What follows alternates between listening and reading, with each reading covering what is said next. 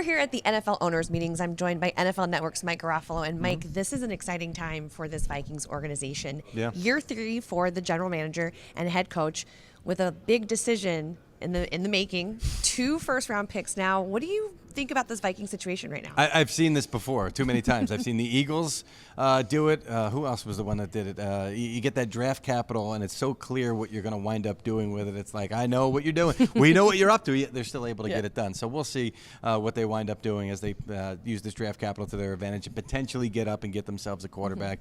I've seen too many times a team, I won't name any names, maybe they're in your division, within the last decade or so, get 52 of the 53 spots on the roster right. You've got to get that one. That is the most important one. So let's see what the Vikings wind up doing. What do you think they should do? Is there a direction you think they should go? Get aggressive and get up, because this is a draft where I really like what I'm seeing out of these guys here, all these quarterbacks. You know, sometimes I'll feel going up, be like, I don't know about that guy right there. And maybe I would stack them a little differently than the other teams would. But I hear so many great things about all these guys. J.J. McCarthy and Drake May even. McCarthy's gotten hot as of late. There's so much to like about all these guys. And they're all kind of different in what they do. Now, Caleb's obviously going to be out of the equation. But to me, it doesn't sound like you may get a draft class the way that you've got one this year, which is not to say they're all going to pan out. We know how this works. Yes. But you get up, figure out who your guy is, and you make it happen. What are your impressions of Kevin O'Connell in his 3rd season and now making this big decision about who will be the leader of his offense? Just an incredibly prepared guy, which is why they had such success in his first year as a head coach. You know, it's amazing. I think the guys around the league that you look at right now that are head coaches, and I know fans will have their opinions about their own guys and some other guys, but head coaches are so good at what they do anymore these days. So even the guys that don't succeed are still good at what they do, just not as good as some of the other guys. But Kevin O'Connell, to me, stands out. And every time I talk to him, just so impressed with the way that he's able to handle the X's and O's stuff, but also the entire job, the CEO of the football organization that you wind up being as a head coach. I think he does a great job. He spoke this morning at breakfast, and then the NFL passed a rule on kickoffs, so we didn't get a chance to ask him his thoughts on So bring it to me. I got plenty. Yeah, do you really?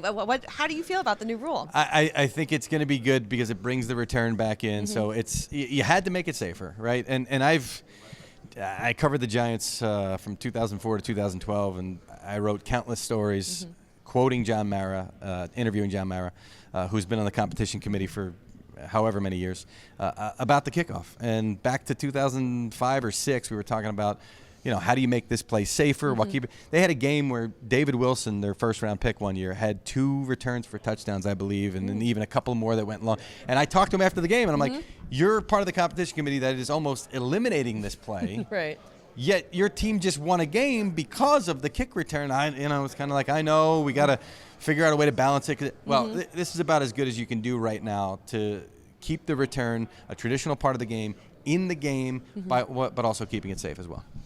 What did you get out of this year's owners meetings? We're about to kind of wrap things up in a few hours. Was there any big takeaways for you? Yeah, it's a lot of, not just with the kickoff thing, but also the swivel hip drop tackle, which I know the defensive players are upset about. And I do find it interesting that the NFLPA came out so strongly against it.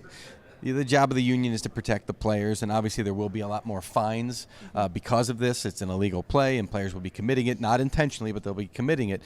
So they had to defend those guys.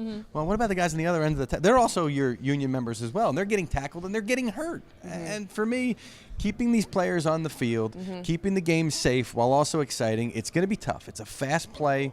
It is something that's going to be hard to be officiated, but they've done the best that they can to keep this game safe but exciting at the same time. And a lot of time those things don't line up. So whether it was the kickoff thing or the hip drop thing, it was a good job of these guys by keeping player safety in mind while also keeping the game what it is and what we love.